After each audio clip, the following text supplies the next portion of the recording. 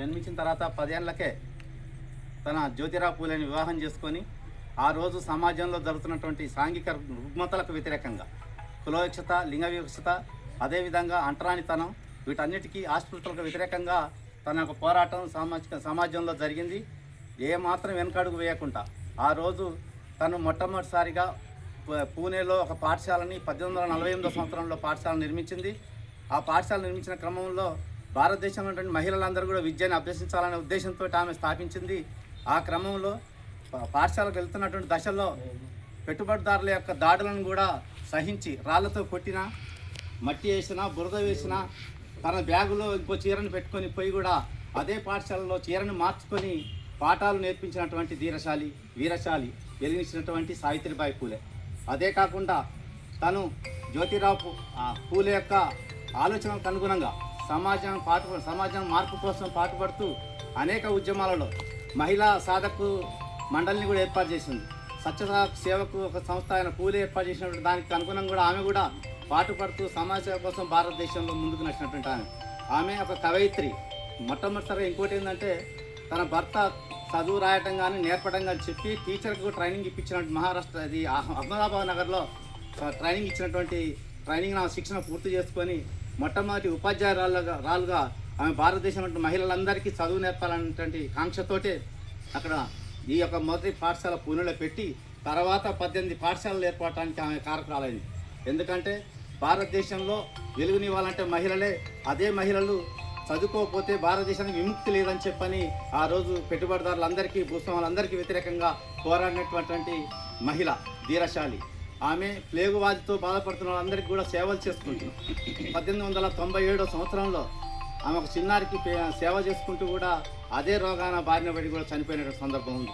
ఆమె సేవని మర్చిపోయినటువంటిది. ఆ రోజుల్లో దాదాపు 195 సంవత్సరాలు గడిచిపోయినాయి.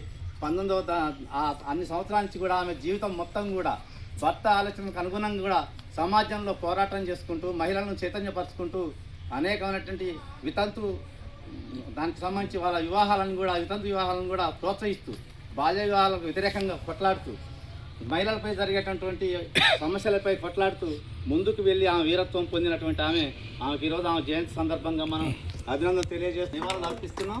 మనందరం కాకరాయ తరఫున సిపిఐ పార్టీ దంతాల బాలరాజు, అదేవిధంగా కొత్తపల్లి వెంకన్న, తోటి వార్డు మెంబర్లు రవి, బిఎస్పి శంకర్, నల్లగట్టు ప్రభాకర్ అండ్ మల్సూరు కిరణ్ తదితరులు అందరూ ఎవరైనా పేర్లు రాకపోతే ఏమనుకోకండి. అందరికి కూడా కృష్ణ అందరికి కూడా అందరం కలిసి కూడా మనం ఈ నివాళులు అర్పించడం జరిగింది. జై హో.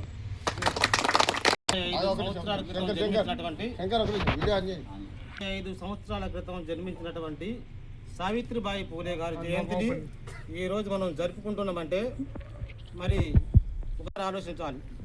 ఎందుకంటే మా నాన్న పుట్టినరోజు నేను చేయను, నాకు తెలియదు. మా తాత పుట్టినరోజు నాకు తెలియదు. ఈ అన్న పుట్టినరోజు తెలిసేది నాకు తెలియదు. కానీ 160-70 సంవత్సరాల క్రితం పుట్టినటువంటి మా తల్లిదండ్రుల యొక్క జయంతిలే చేయడం తెలియదు.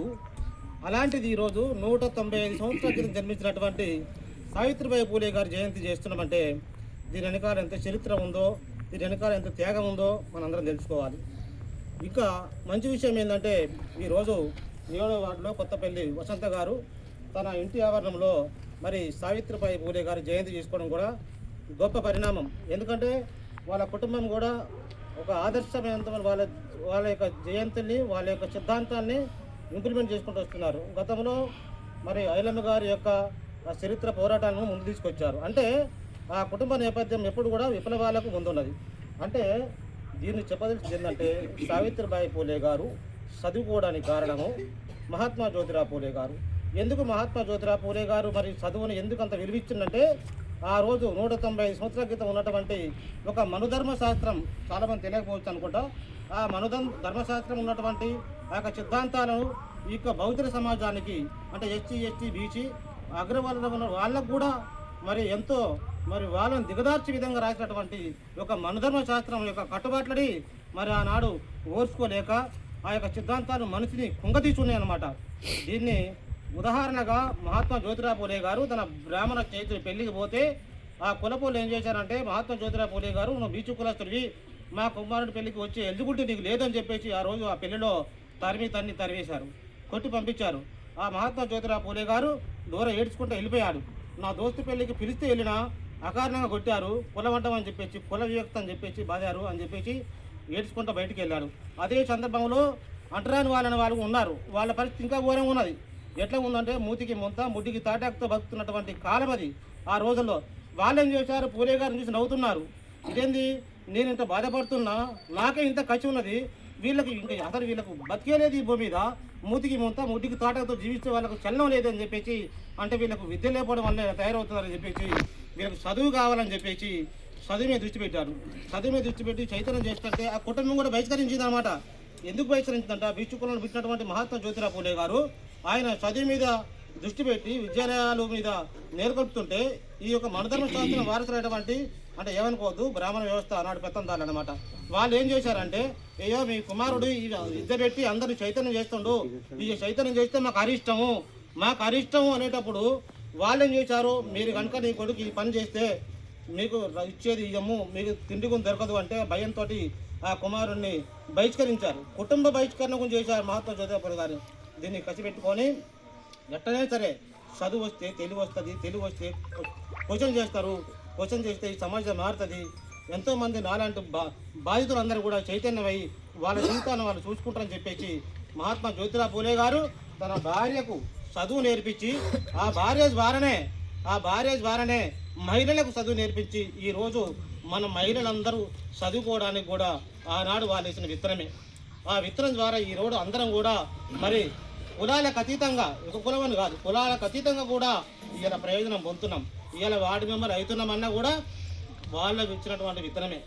అంటే ఈ భారతదేశంలో మహాత్మా జ్యోతిరావు పూలే గారు నాటిన విత్తనము ఈరోజు మహావృక్షమై ఈరోజు కాకరాయ దాకా వచ్చి వసంత ఇంటికాడ ఈరోజు మనం సావిత్రిబాయి పూలే గారు జయంతి చేసుకుంటున్నామంటే ఆమె యొక్క త్యాగం, ఆమె యొక్క కష్టాలు వెలగట్టలేనివి. అవి చదువుతూనే తప్ప మేము మాలాంటి వాళ్ళు చదువుతుంటే మాకు చదువుకుంటూ ఏడ్చిన సందర్భాలు ఉన్నాయి. ఎందుకంటే అంత బాధాకరమైనటువంటి మరి జీవిత చరిత్ర వాళ్ళవి చదివి నిజంగా మేమైతే చాలా బాధపడ్డాం. ఈరోజు మరి ఇంతమందిని తెలుసుకోవడం కూడా మన అదృష్టం. ఎందుకంటే గత 15 సంవత్సరాల క్రితం నేను జయంతి చేస్తూ ఉన్నా, ఊళ్ళో ఒక్కనే అనుకున్నా, కానీ ఈనాడు అనేక మంది ఈ గ్రామంలో మహాత్మా జ్యోతిరావు పూలే గారు, అదేవిధంగా నా భార్య అయినటువంటి సావిత్రిబాయి పూలే గారి జయంతిని మరి ఈరోజు కాకరాయ గ్రామంలో మరి 7th వార్డు మెంబర్ కొత్తపల్లి వసంత గారు ఇంట్లో చేసుకోవడం కూడా గొప్ప పరిణామం, అభినందనీయం. ఇలాగే మరి కాకరాయలో కూడా గ్రామ పంచాయతీలు కూడా రేపు చేసుకోవాల్సిన అవసరం ఉంది అని చెప్పేసి నేను తెలియపరుస్తూ, మరొకసారి వచ్చిన అందరూ కూడా జై భీములు. మరొక విధంగా మరి ఇక్కడ ఈ ప్రోగ్రామ్ను ఏర్పాటు చేసినటువంటి ఆ కుటుంబాన్ని కూడా మనస్ఫూర్తిగా జై భీములు, వందనాలు.